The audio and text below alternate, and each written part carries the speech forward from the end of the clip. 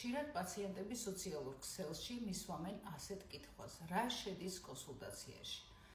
ცოტა უცნაური კითხვაა, რა ვიცი, შეიძლება მე მეუცნაურება, რადგან თუ ადამიანმა არ იცის რა შედის ექიმის კონსულტაციაში, ეს იმას ნიშნავს, რომ მან არ იცის რა არის ექიმის დანიშნულება. შეიძლება ადამიანმა მართლაც არ იცოდეს რა შედის კონსულტაციაში და რას ნიშნავს ექიმის კონსულტაცია. როცა ჩემთან შემოდის პაციენტი, პირველი კითხვა არის როგორ ახარ და რა გაწუხებთ. თუმცა იმასაც ვეკითხები, შეიძლება არაფერი არ გაწუხებს და სულაც არა აუცილებელი, რომ რამე გაწუხებდეს ექიმ გინეკოლოგ რეპროდუქტოლოგს რომ მიმართო. რადგან მოგეხსენებათ, რომ ბევრი პაციენტი და ეს მე ძალიან მიხარია, მომართავს ჩივილების გარეშე, ანუ არაფერი არ აწუხებს, უბრალოდ სურს გინეკოლოგიური სკრინინგი და გინეკოლოგის კონსულტაცია. ყველითად პაციენტი მეუბნება, რომ აწუხებს ტკივილი მუცლის ქვედა არეში და რასაკვირველია, ძალიან დეტალურად ვიძიებ, როგორი ტკივილია ეს. არის ყრუ ტკივილი, მწვავე ტკივილი, რამდენი ხანია ტკივა, რამეს ხო არ უკავშირებს, ან საკვებს, ან მენსტრუალურ ციკლს და ასე შემდეგ. ამის შემდეგ გამოვკითხავ ანამნეზს და ანამნეზი ნიშნავს, ანუ მისი ისტორია. აქვს თუ არა გაკეთებული რაიმე სახის ქირურგიული ჩარევა, ან ხომ არ არის ალერგიული, ხომ არ აქვს რაიმე სახის ქრონიკული დაავადება, ან იმყოფება რომელიმე სპეციალისტთან მეთვალყურეობის ქვეშ, მაგალითად ენდოკრინოლოგთან, ან ვთქვათ ნევროპათოლოგთან, სვამს თუ არა რაიმე პრეპარატებს და ასე შემდეგ. ასევე ვეკითხები მენსტრუალური ციკლის შესახებ, როდის დაიწყო პირველი მენსტრუაცია, როგორია მენსტრუალური ციკლი, მტკივნეულია თუ არა, აქვს თუ არა პრემენსტრუალური სინდრომი და ასე შემდეგ და ასე შემდეგ. კითხვები რომ არ დამავიწყდეს,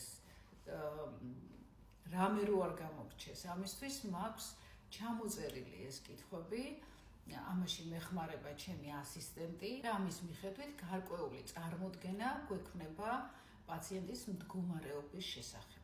ზოგჯერ დიაგნოზი შეიძლება კვლევის გარეშეც დაისვას, თუმცა უმეტეს შემთხვევაში მინიმუმ ერთი კვლევა მაინც სჭირდება და ყველაზე ხშირად ეს არის გინეკოლოგიური ექოსკოპია ქალებში. მას შემდეგ, რაც პაციენტი ჩაიტარებს ყველა კვლევას, ზოგიერთი მათგანი შეიძლება მეც ჩავუტარო, დასკვნებით, შედეგებით შემოდის ჩემთან და კვლევების შედეგების საფუძველზე და პაციენტის ჩივილების და ანამნეზის და ისტორიის გათვალისწინებით უწერ დანიშნულებას და ვაძლევ სათანადო რეკომენდაციებს. სხვათა შორის არ მიყვარს პაციენტისთვის ბევრი კვლევების დანიშვნა და ყოველთვის ვუხსნი ესა თუ ის კვლევა რა მიზნით ინიშნება. და ასევე არ მიყვარს ბევრი სწავლების დანიშვნა, გასაგებია რომ ზოგჯერ გვიწევს სწავლების დანიშვნა, ცოტა ბევრის, თქვათ 3-4 პრეპარატი, შეიძლება 2 ანტიბიოტიკიც იყოს, იშვიათად რომ 3, მაგრამ ეს ხდება განსაკუთრებულ შემთხვევებში და ყველა მედიკამენტს, რომელსაც უნიშნავ პაციენტს, ვუხსნი რისთვის ნიშნავ ამა თუ იმ პრეპარატს და რა შედეგი უნდა მივიღოთ ჩვენ. ბევრ პაციენტს უხარია, როცა ვეუბნები, რომ ხარ ჯანმრთელი და არაფერი არ გჭირდება. მაგრამ არიან პაციენტები, რომელთაც არ უხარიათ, ის რომ ჯანმრთელები არიან ალბათ უხარიათ, მაგრამ არ მოსწონთ, როცა წამალს არაფერს არ უნიშნავ. თუმცა მე ასეთი მიდგომა მაქვს, რომ თუ არ არის საჭირო, არ უნდა დაუნიშნოს საერთოდ წამალი და პაციენტი ექიმთან იმისთვის კი არ მიდის, რომ წამლები დაუნიშნონ, არამედ იმისთვის მიდის, რომ გაიგოს როგორია მისი ჯანმრთელობის მდგომარეობა და ის პრობლემა და თუ აქვს რამე პრობლემა ჩივილი, რომელიც აწუხებს, რასთან არის ეს დაკავშირებული და რა უნდა გაითვალისწინოს მან. არის შემთხვევები, როდესაც ადამიანს წამალი არ ჭირდება, მას ჭირდება ჯანსაღი ცხოვრების წესი.